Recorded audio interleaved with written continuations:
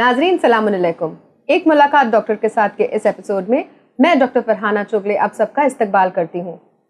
नाजरीन, आज हम बात करेंगे आयुर्वेद के बारे में। आयुर्वेद, जिसे इंडियन साइंस ऑफ हीलिंग भी कहा जाता है, ये दुनिया के सबसे कदीम प्रैक्टिसेस में से एक है और आजकल इसे इंडिया में ही नहीं बल्कि वेस्टर्न वर्ल्ड में भी काफ़ी एक्सेप्टेंस मिल रहा है। मगर आप और हम आयुर्वेद को या तो सिर्फ जड़ी बूटियों की तरह जानते हैं या फिर मालिश की तरह। तो क्या होता है आयुर्वेद, कैसे बना आयुर्वेद, इसके बारे में आज हम जानेंगे डॉक्टर रोहित बारटके से। डॉक्टर रोहित बारटके एक BAMS डॉक्टर हैं जो एक आयुर्वेदिक कंसल्टेंट होने के साथ साथ एक होलिस्टिक हीलर, एक अरोमा कंसल्टेंट और एक वेलनेस कोच भी है। साथ ही साथ ये डाइट के बारे में भी एडवाइस देते हैं और उन्हीं की यूनिवर्सिटी अमेरिका में कुरासो आइलैंड में as a visiting faculty lectures भी देते हैं। साथ ही साथ ये इंडिया और इंटरनेशनली काफ़ी यूनिवर्सिटीज़ में as a visiting faculty Ayurveda के बारे में पढ़ाते हैं। तो आज हम मिलते हैं डॉक्टर रोहित बारटके से। Hello sir, welcome to the show. Sir, first तो हम आपसे पहले ये जानना चाहेंगे कि आयुर्वेद कहते हैं बहुत ही प्राचीन सिस्टम ऑफ हीलिंग है, तो आयुर्वेद का ओरिजिन कहाँ से हुआ सर?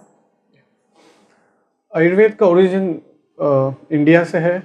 5000 साल पहले से लेकर ये साइंस यूज़ किया जा रहा है, इस्तेमाल किया जा रहा है लोगों को ठीक करने के लिए और लोगों को स्वस्थ रहने के लिए भी।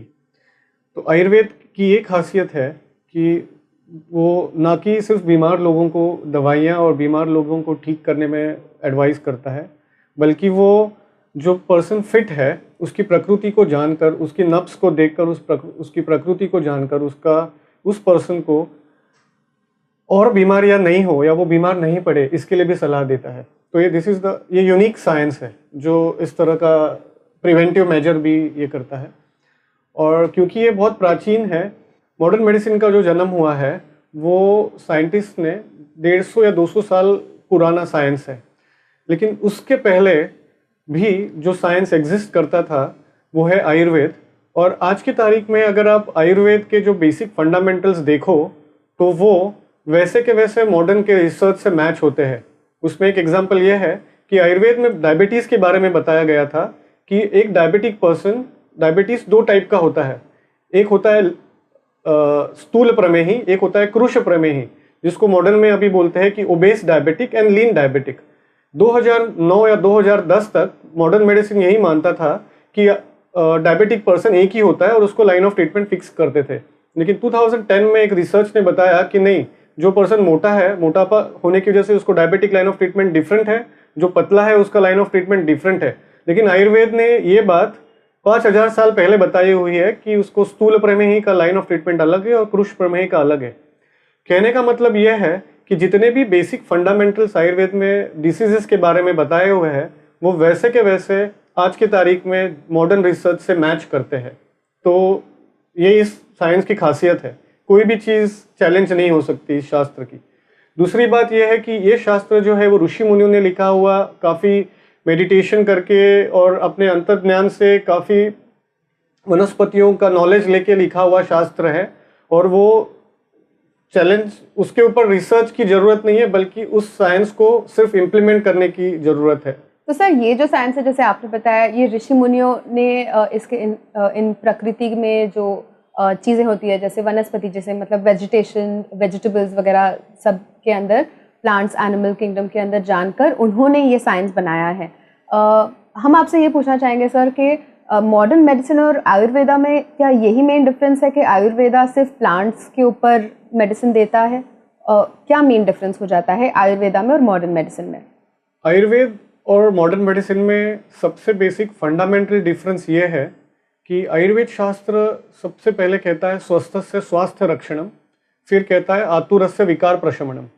स्वस्थस्य स्वास्थ्य रक्षणम मीन्स जो पर्सन फिट है, स्वस्थ है, वो और स्वस्थ कैसा रहे, उसको बीमारियां कैसी कम हो, उसको जो हेरिडेटरी डिसीजेस जो होने वाले हैं उनको किस तरह से, अगर वो किस तरह का लाइफस्टाइल, किस तरह का फूड, उसकी प्रकृति, खुद की प्रकृति को जानकर उस हिसाब से, या जो सीजनल वेरिएशंस है, जैसे हर बार जब मौसम बदलता है उस मौसम के हिसाब से खाने में जो तब्दीली करनी चाहिए उसका ध्यान लेके अपनी खुद की जो प्रकृति है जो जन्म के वक्त डिसाइड होती है, उस जन्म प्रकृति को जानकर इन सब चीज़ों का पूरा ज्ञान होने के बाद वो जिस तरह से अपने खाने में, रहन सहन में तब्दीली करे, ये सब बताता है, जिससे कि वो पर्सन बीमार ही नहीं पड़े। तो सबसे बेसिक फंडामेंटल फ़र्क ये है कि आयुर्वेद चाहता है कि पर्सन बीमार नहीं पड़े, इसके लिए काफ़ी सारी बातें बताई गई है जो दुनिया में किसी और शास्त्र में नहीं बताया। मॉडर्न मेडिसिन का मेन रोल तब होता है जब आदमी बीमार होता है, उसके बाद लाइन ऑफ ट्रीटमेंट शुरू होती है। तो ये एकदम बेसिक फंडामेंटल डिफरेंस है। जो आज की तारीख में अगर हम कॉस्ट देखा जाए, जो मॉडर्न हॉस्पिटल्स है, जो उसकी दवाइयाँ है, जो बीमारियाँ है, उन सब का जो अगर कॉस्ट देखे तो ये समझ में आता है कि अगर हम उसको प्रिवेंशन करें तो प्रिवेंशन आयुर्वेद का मेन फंडामेंटल बेसिक ये है, प्रिवेंशन है कि आप बीमार ही नहीं पड़ो ताकि आपको सारी दवाइयाँ लेनी नहीं पड़े।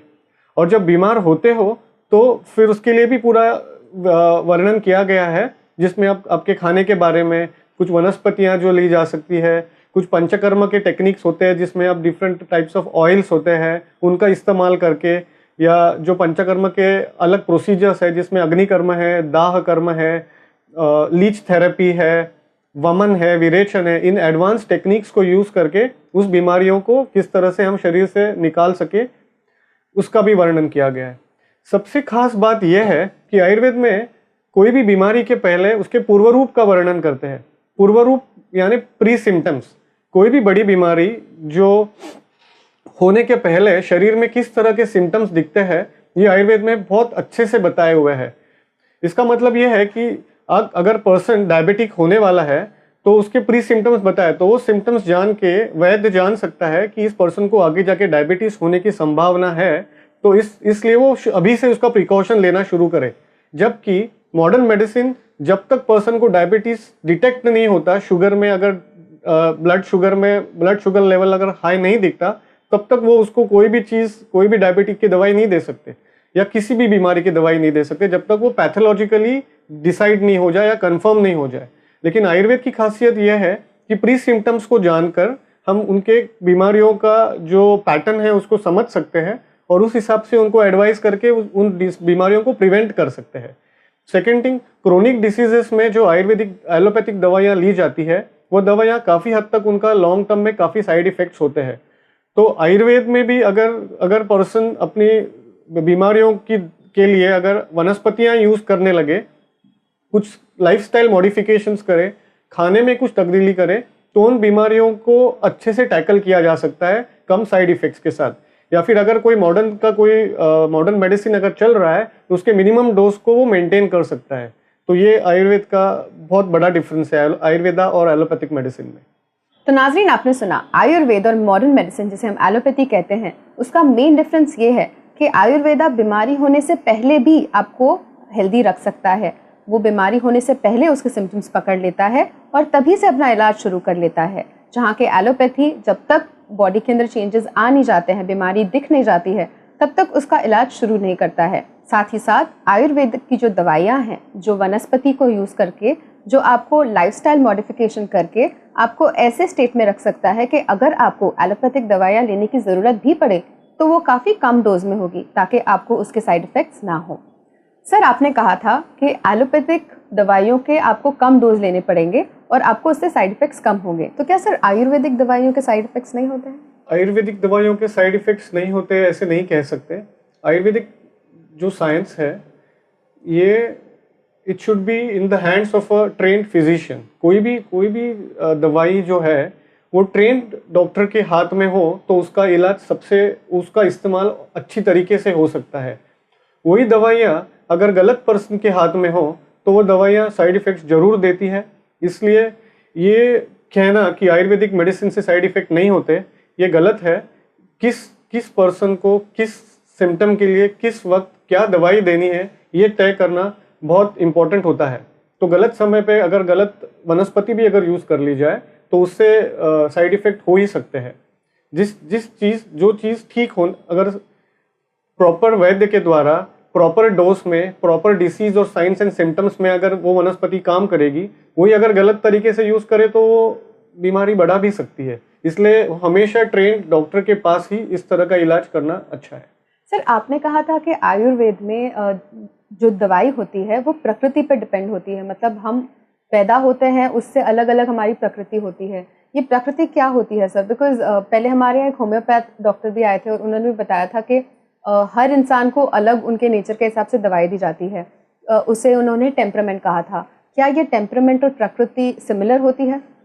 प्रकृति को हम बॉडी टाइप कह सकते हैं, या उसकी नेचुरली जो उसके जो टेंडेंसी है उसको प्रकृति कह सकते हैं। ये प्रकृति बहुत इंटरेस्टिंग चीज़ होती है आयुर्वेद में। और प्रकृति जब वो पर्सन जन्म लेता है उसी वक्त उसकी प्रकृति तय होती है। काफ़ी सारे फैक्टर्स है उस पर्सन की प्रकृति को अफेक्ट करते हैं। जैसे माता पिता की जो प्रकृति है वो मैटर करती है। माता ने जो प्रेगनेंसी के दरमियान खान पान किया है उसका भी असर उसकी प्रकृति पे हो सकता है।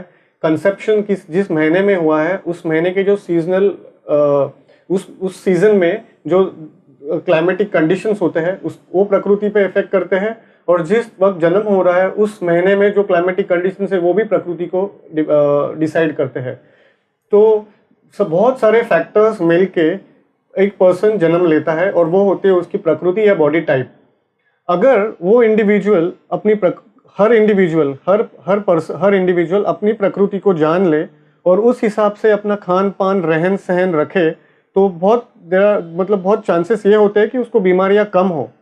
जैसे फॉर एग्जांपल एक आधा पर्सन है जो दिसंबर में बॉर्न है, उसके ऊपर कफ का प्रभाव है, ठंडा ठंडा मौसम होता है, तो उस पर्सन को जो बीमारियां होती है वो कफ से रिलेटेड ज़्यादा हो सकती है। तो आयुर्वेद में 3 प्रकार की प्रकृति बताई गई है। एक होती है वात प्रकृति, पित्त प्रकृति और कफ प्रकृति। तो इन सब चीज़ों को कॉम्बिनेशंस भी होते हैं। कभी कभी वात ज़्यादा और पित्त, जैसे वात पित्तज होता है, पित्त वातज, इन सब का परमिटेशन कॉम्बिनेशंस होता है। तो एक अच्छे वैद्य के पास अगर हम अपना प्रकृति परीक्षण करा ले तो जन्म के 2-3 दिन में अगर नफ्स देख के उसकी प्रकृति जान लेते हैं तो उस बच्चे के आगे की लाइफ में किस तरह की बीमारियां, किस तरह की चीज़ों का प्रिकॉशन लेना है वो बताया जा सकता है। तो इस प्रकृति का बहुत बड़ा इंपॉर्टेंस माना गया है। और जनरली जो बीमारियां होती है उस अपनी प्रकृति के अनुसार खान पान या रहन सहन नहीं करने की वजह से होती है। जैसे एग्जाम्पल के तौर पर अगर किसी पर्सन की पित्त प्रकृति है, पित्त उसके शरीर में पित्त की मात्रा ज़्यादा है, वो पर्सन अगर पित्त का परहेज नहीं करता, जैसे खट्टी चीज़ें हैं, नमकीन चीज़ें हैं या बासी खाना है, ये अगर बहुत ज़्यादा स्पाइसी फूड है, अगर पित्त प्रकृति वाला पर्सन बहुत ज़्यादा इस तरह का खाना अपने डेली रूटीन में रखता है तो बहुत ज़्यादा चांसेस है कि उस पर्सन को एसिडिटी से रिलेटेड GERD, हाइपर एसिडिटी और अल्सर्स तक के वो एक्सटेंड हो सकता है। यही अगर इस पर्सन को पता है, इस इंडिविजुअल को पता है कि अगर मेरी पित्त प्रकृति है और मुझे ये सारी चीज़ें कम खानी है तो वो इन चीज़ों को अवॉइड कर सकता है। तो बीमारियां जनरली प्रकृति के पैटर्न के हिसाब से चलती है। तो बेटर यह रहता है कि हम अपनी प्रकृति जान लें। हर इंडिविजुअल को जिस किसी भी उम्र में उसको पता चले कि प्रकृति जैसे कुछ होता है वो तुरंत अपने नज़दीक के वैद्य को मिले, अपनी प्रकृति की जाँच करा ले और उस हिसाब से अपने खान पान में तब्दीली कर दे ताकि बीमारियाँ नहीं हो। ऐसा करने से जो हेरिडिटरी डिसीजेस है, जो फैमिली में चली आने वाली बीमारियां भी है, वो बीमारियां भी अवॉइड की जा सकती है। इसके अलावा सीजनल वेरिफिकेशन, मतलब जैसे वातावरण में जो बदल होते हैं उसको सीजनल वेरिएशंस बोलते हैं। वैसे 6 ऋतुएं बताई गई हैं। इनको कहते हैं कि ग्रीष्म ऋतु, वर्षा ऋतु, जैसे बारिश का महीना है तो बारिश के महीने में उस महीने के जो वातावरण के चेंजेस है उस हिसाब से खान पान में चेंजेस किए जाते हैं। तो अगर प्रकृति हम जान ले, निसर्ग के चेंजेस को जान ले और उस हिसाब से अगर हम हमारा डाइट और लाइफस्टाइल रखें तो बीमारियां होने के चांसेस बहुत कम हो जाते हैं और हम स्वस्थ रह सकते हैं।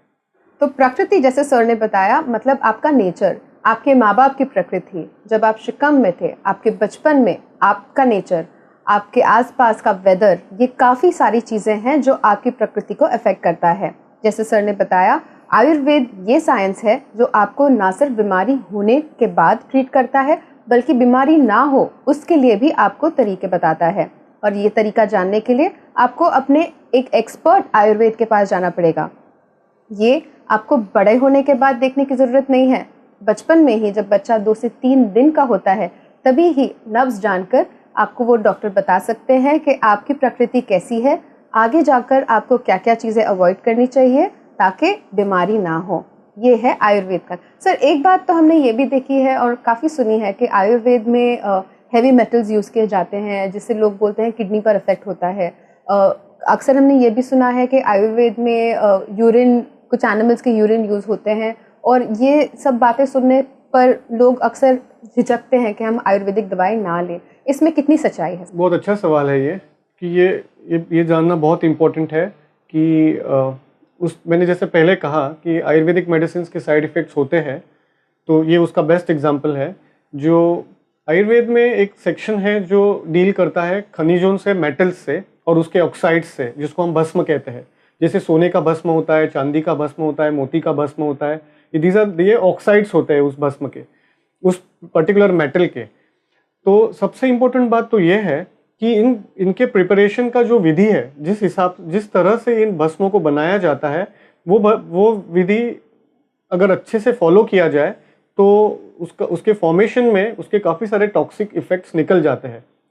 जब भस्म के प्रिपरेशन में काफ़ी सारी चीज़ें होती है, जैसे कि वो भस्म को वनस्पतियों के रस में उसको मिक्स करते हैं, फिर उसको आग में उसको पूट देते हैं, उसको जला के फिर उसकी राख बना के फिर उसको भस्म के फॉर्म में लिया जाता है। लेकिन इसका हर चीज़ के भस्म बनाने का एक साइंटिफिक टेक्निक है, और हर मेटल को एक डिफरेंट वनस्पति से उन्होंने पहले उसको शुद्ध करने के लिए कहा गया है। तो लेकिन एक बात जरूर है कि इन भस्मों का इस्तेमाल एक एक्सपर्ट वैद्य के द्वारा ही होना चाहिए, क्योंकि उसका डोज बहुत मैटर करता है। जनरली जैसे उसका डोज अगर बहुत हैवी हो जाए तो श्योरली वो पॉइजनिंग करा सकता है, लेकिन अगर इनको बहुत सूक्ष्म तरीके से यूज़ करे, जैसे उसको डाइल्यूट करके अगर उन भस्मों को यूज़ किया जाए, उसको जब वो डाइल्यूट करते हैं तो उसको नैनो पार्टिकल्स में कन्वर्ट करते हैं, और उस आयुर्वेद में कहा है कि जितना माइन्यूट डोज होगा, जितना लोअर द पोटेंसी होगा उस भस्म का, उतना उसका ज़्यादा इफेक्ट ज़्यादा होगा, उतना वो शरीर में ज़्यादा जल्दी एब्जॉर्ब हो जाएगा। इसलिए लोगों को ये बहुत गलत फहमी है कि अगर मैं ज़्यादा भस्म खा लेता हूँ तो जल्दी इफेक्ट हो जाएगा। वो एकदम गलत है। जितना सूक्ष्म तरीके से, जितना कम उसका प्रमाण हो, उतना उस भस्म का काम बहुत ज़्यादा होता है। तो जनरली आयुर्वेद में लोग ओवर द काउंटर मेडिसिन लेते हैं, भस्म का सेवन करते हैं, तो ये बहुत ऑब्वियस है कि इस वजह से पॉइजनिंग होता है और शास्त्र बदनाम हो जाता है। तो ये हमेशा एक्सपर्ट वैद्य के द्वारा ही ट्रीट करके अगर हम भस्म का इस्तेमाल करें तो शरीर के लिए बहुत ही अच्छा उसके गुण मिलते हैं, अलग अलग बीमारियों में या स्वस्थ रहने के लिए भी।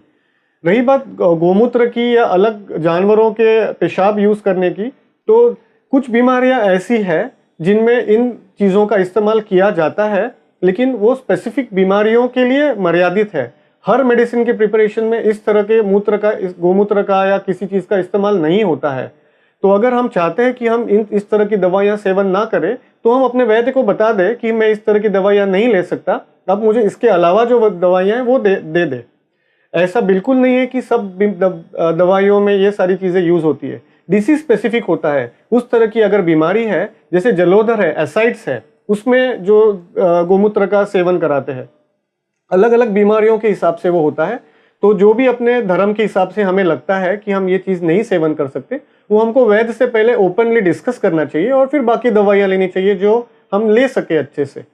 तो इससे हम अपनी बीमारियों को श्योरली अच्छे से ट्रीट कर सकते हैं। तो नाज़रीन, आपने सुना, सबसे ज़रूरी बात यह है कि आप अगर दवाइयाँ ले रहे हो तो किसी क्वालिफाइड आयुर्वेद के पास से लें, क्योंकि अगर आप कोई भी दवाई ओवर द काउंटर लेंगे तो अगर वो दवाई अच्छी भी होगी, मगर क्योंकि आप over the counter without expert opinion, without expert advice ले रहे हैं, वो आपको ज़रूर नुकसान दे सकती है। जैसे सर ने बताया, ऑक्साइड्स यानी भस्म यूज़ होते हैं, मगर उनकी क्वांटिटी काफ़ी कम होती है। कोई एक्सपर्ट आयुर्वेद अगर आपको दवाई दे रहा होगा तो वो आपके लिए अच्छा ही होगा, ना कि वो आपको नुकसान दे। साथ ही साथ अगर आप किसी वैद्य के पास जा रहे हो तो आप पहले ही उन्हें बता दें कि आपको क्या चीज़ें लेनी अलाउड है और क्या नॉट अलाउड है, ताकि वो आपको वो चीज़ें नहीं देंगे। सर, एक सवाल हमारा ये भी है कि अक्सर हम ये बात सुनते हैं कि आयुर्वेदिक दवाइयों को काफ़ी टाइम लगता है एक्ट होने के लिए। इस बात में कितनी सच्चाई है सर? ये बहुत इंटरेस्टिंग सवाल है, और काफ़ी लोग हैं जो इस बात को अपने दिमाग में रखते हैं कि क्योंकि ये आयुर्वेदिक दवाइयाँ हैं, इनको ज़्यादा टाइम लगेगा, इसलिए लोग प्रेफर नहीं करते शुरू में आयुर्वेदिक वैद्य को मिलना। लेकिन ये बहुत बड़ा मिसकंसेप्शन है कि आयुर्वेदिक दवाइयाँ जल्दी काम नहीं करती। ये तो ये होता है कि हम पूरी बीमारी जब बहुत ज़्यादा हाई लेवल पे बढ़ जाती है, सारे साइंस एंड सिम्टम्स आ जाते हैं, जब हम मॉडर्न मेडिसिन लेने के बाद में जब कॉम्प्लिकेटेड स्टेट में पहुंच जाते हैं, तब हम आयुर्वेदिक डॉक्टर के बारे में सोचते हैं, जब हमको कोई उससे अच्छा रिलीफ नहीं मिल रहा है। तो पहले लोगों को था कि इस तरह का टाइम लगता है, लेकिन आजकल देखा जाता है कि जिन लोग, बिकॉज आयुर्वेद के बारे में लोग अभी जानने लगे हैं, लोग तुरंत ही, जैसे सर्दी खांसी बुखार है, सादा बुखार का एग्जाम्पल ले लो, अगर किसी को बुखार हो जाता है तो अगर हम उसी वक्त अगर बिना कोई पैरासीटामोल लिए अगर हम तुरंत किसी वैद्य को मिलते हैं तो श्योर है कि वो कोई काढ़ा देके आपका बुखार पूरी तरीके से ठीक कर सकता है, आपके खाने पीने के बारे में आपको एडवाइस कर सकता है। तो इस just a matter of time आप कब वैद्य के पास जा रहे हैं। अगर आप पूरी बीमारी पूरे शरीर में फैल जाने के बाद अगर वैद्य को मिल रहे हैं, इसका मतलब यह है कि सारे पूर्व रूप का जो टाइम था आपने मिस कर दिया। अगर आपको जब बेसिक साइंस एंड सिम्टम्स, जिसको हम पूर्व रूप कहते हैं, थोड़े थोड़े जब सिम्टम्स थे, अगर आप वैद्य को मिले तो पूर्व रूप को देख के उस बीमारी की ट्रीटमेंट वो शुरू कर सकता है। जनरली हम ऐसे करते नहीं है क्योंकि हमको उस बारे में पता नहीं होता, और जब हम कोई बीमारी होने के बाद जब ट्रीटमेंट में अपने को लग रहा है कि अभी ट्रीटमेंट बहुत टाइम ले रहा है, बहुत ज़्यादा साइड इफेक्ट, तब हम डॉक्टर को, आयुर्वेदिक डॉक्टर को जाके मिलते हैं। लेकिन उसके बावजूद उन आयुर्वेदिक दवाई लेके हमको ज़्यादा अच्छा रिलीफ मिलता है। तो इसका सीधा मतलब यह है कि हम जितना जल्दी बीमारी को ठीक करने के लिए आयुर्वेदिक डॉक्टर के पास जाए, उतना जल्दी हम उसके फायदे को ले सकते हैं। इसका बेस्ट एग्जांपल है पैरालिसिस का पेशेंट। पैरालिसिस जब हो जाता है किसी को, तो लोग पहले सारी ट्रीटमेंट्स 6 महीने 7 महीने तक टाइम पूरा निकल जाने के बाद सोचते कि अभी कोई ऑयल मसाज ले ले या कभी हम कोई आयुर्वेदिक डॉक्टर के पास जाए। लेकिन जैसे ही वो पेशेंट हॉस्पिटल से डिस्चार्ज हो जाता है, वो डिस्चार्ज होने के बाद तुरंत अगर वो आयुर्वेदिक डॉक्टर की सलाह ले और उस सलाह के अनुसार अगर अपना खान पान और दवाइयों का इस्तेमाल करने लगे, तो उसकी रिकवरी बहुत फास्ट और बहुत स्पीडीली हो सकती है। तो मेरा ये कहना है कि हम जितना जल्दी वैद्य को मिले उतना जल्दी हमको असर मिलेगा। अगर हम 6 महीने डिले करके जा रहे हैं तो ऑब्वियसली हमको रिजल्ट्स मिलने में भी टाइम लगेगा। तो हमेशा कोई सर्जरी अगर कोई हम प्लान कर रहे हैं तो बहुत अच्छा होता है कि हम किसी आयुर्वेदिक वैद्य से मिले, उनसे डिस्कस करें कि क्या आयुर्वेद में हम इस सर्जरी को अवॉइड कर सकते हैं या इसको पोस्टपोन करने के लिए आपके पास कुछ दवाइयाँ हैं क्या।